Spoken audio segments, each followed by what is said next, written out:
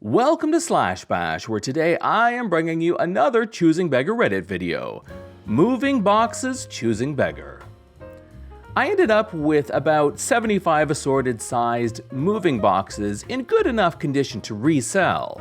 I assigned them a price range, with wardrobe boxes being highest at $8 and the medium boxes being lowest at $1.50 each. Free small boxes and free used wrapping paper. These were super good prices in this area. I was hoping to make around $150 back after the move. I put my neighborhood and prices in the post and added this was for people looking to buy 10 or more boxes, pickup only.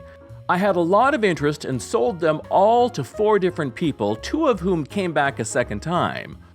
One woman asked where I was located. Was I in a city 1 hour away? I said no, I'm in this neighborhood in my city.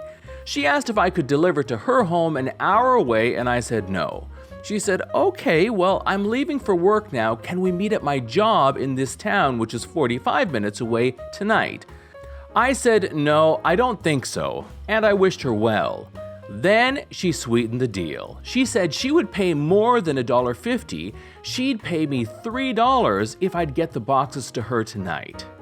I was kind of pressed by her negotiation and asked if she was going to use cash or Venmo. She said she'd cash at me. I don't have that one, I'm afraid. Good luck. She tells me just to download it, load up my vehicle, drive 45 minutes away, let her take the one she wants, and I'll make double the money for my trouble. I said, okay, so you want 10 medium boxes for $3 each. I'm sitting here trying to figure out if this is remotely worth it. She's desperate. Would this be a good deal? Or, excuse me, no, that's $3 total for as many boxes as you can bring me. We are moving in a hurry, please? I told her someone else was already coming by for them, and I stopped responding. A close friend and his fiancé throw a tantrum when I don't do work for their wedding for free.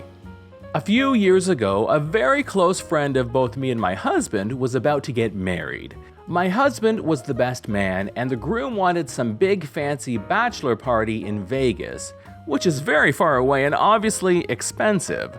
My husband obliged and tried to make it a fun trip, even though money wasn't flush. We could afford some stuff, but dropping thousands of dollars on someone else's party was a bit excessive for us.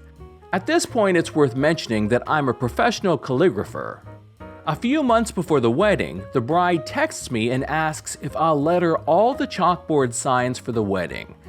I have a firm policy that I don't do my work skills for free, but I'll often give sweetheart rates to my friends and family if I want to, or I'll find another way to be helpful.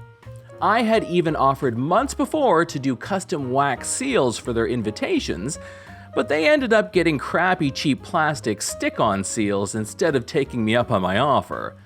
Not gonna lie, after this whole fight I cackled like a gremlin when they arrived in the mail. They were all kinds of chewed up and looked like garbage.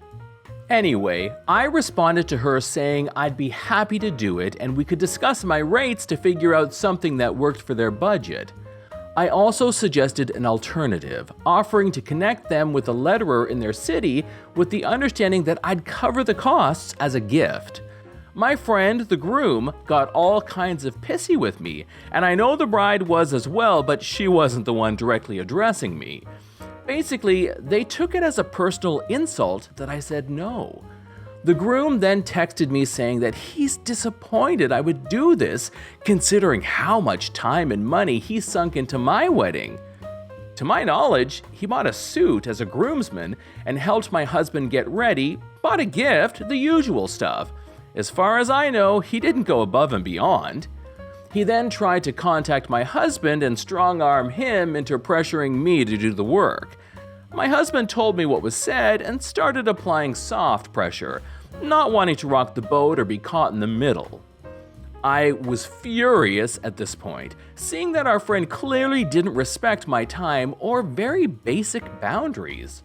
I, unlike my husband, was more than happy to rock the boat. I stuck to my guns. My husband and I both explained to the groom that we were more than happy to pay for services for the wedding, lettering, chalkboards, renting the getaway car, or something else.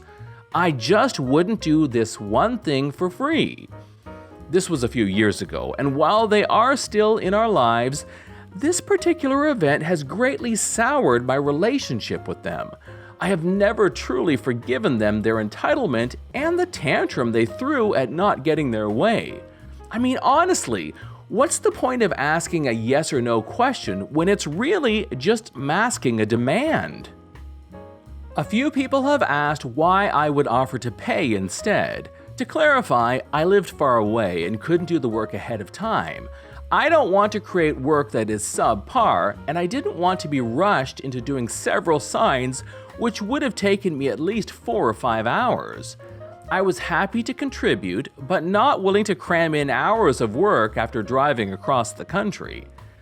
I offered to hire a local calligrapher I knew so the artist could get the work. I could contribute to the wedding, and my friends could have beautiful chalkboard lettering.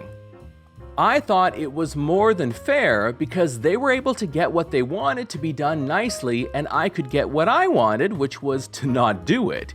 In my eyes, a win-win. But that's beside the point. As I said, I have a hard line about this kind of thing anyway. As some have pointed out, it's a slippery slope in the creative fields.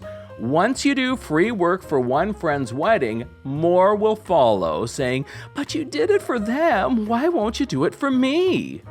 I don't want to go down that road, so I don't. It's my professional boundary. That's not enough, I'm thirsty as hell. Back in 2003, I was going to go to a Reverend Horton Heat concert with my best friend at the time, who we'll call Landon, and his girlfriend, who we'll call Karen.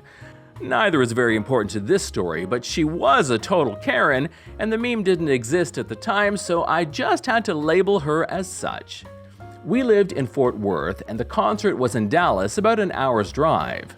We planned to save money on drinks by already being tipsy when we arrived, but Landon's El Camino didn't have air conditioning, and it was the middle of a Texas summer, so we didn't want our beer to get warm.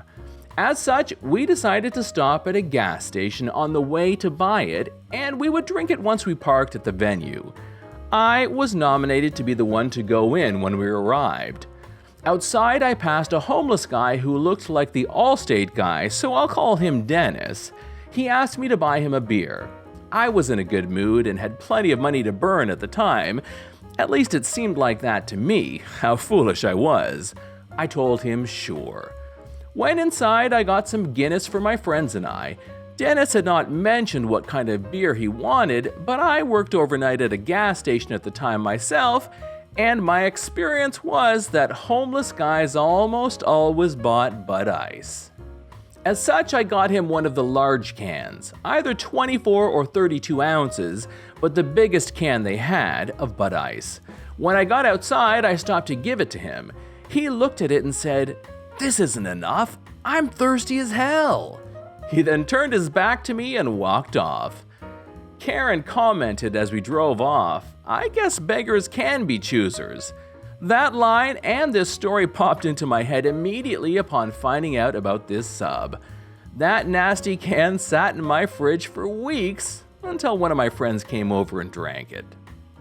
This is John from Slashbash. Thanks for watching. If you've enjoyed the video and want to be the first to know when the next one's coming, subscribe and click on the notifications bell. I'd love for you to drop a like, share it with your friends, and I'll see you in the next one.